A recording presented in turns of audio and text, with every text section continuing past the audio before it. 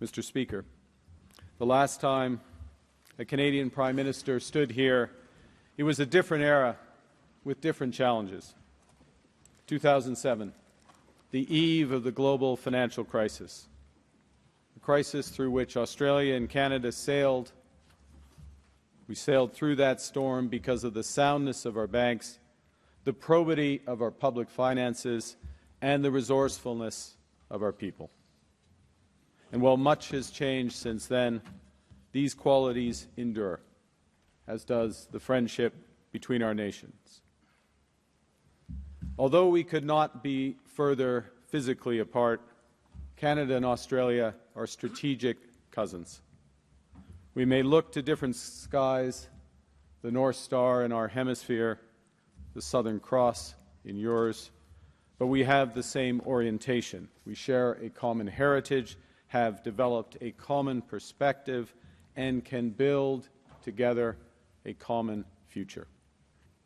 Two sovereign nations, two proud democracies, the true North and the land down under, navigating with the same values.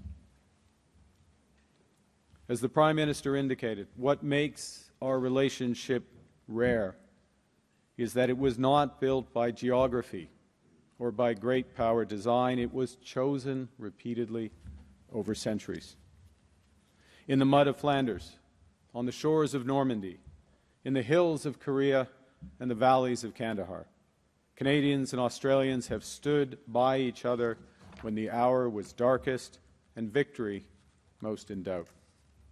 And we have done so because we believe that people everywhere deserve to live freely, to govern themselves and determine their own futures, and that these values are worth defending, even at great cost.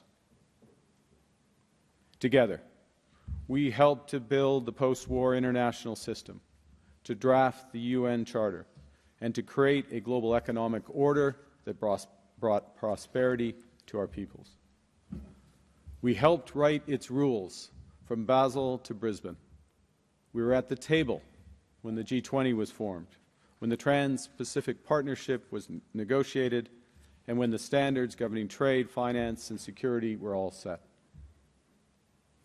Yes, that system was imperfect, but it functioned, keeping sea lanes open, resolving disputes, growing trade and investment, and narrowing the gaps between rich and poor across the world.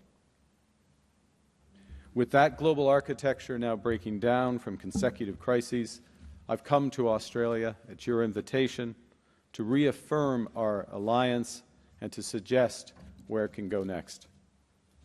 Because it's my fundamental belief, as a result of optimism I've picked up from people from this great country, that from this rupture we can build something better, more prosperous, more resilient, and more just.